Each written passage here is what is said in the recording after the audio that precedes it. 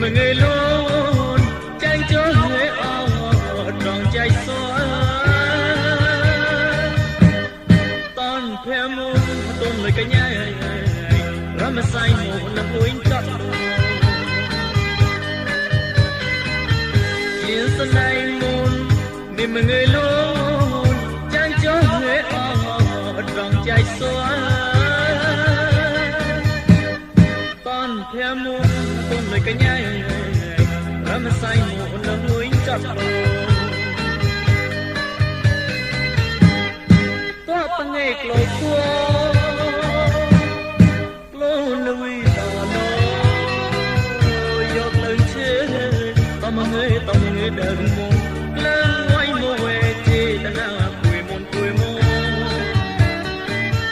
phút thế chỉ tay khán son chúa hơi cô mong lo ở sầm là ngút lên vơi tao mà người đừng mong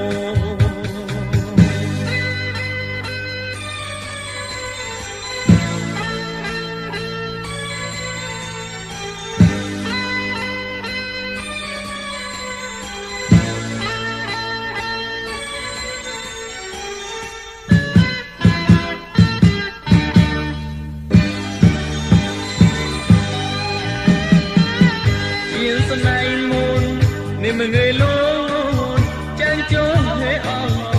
rong chạy xóa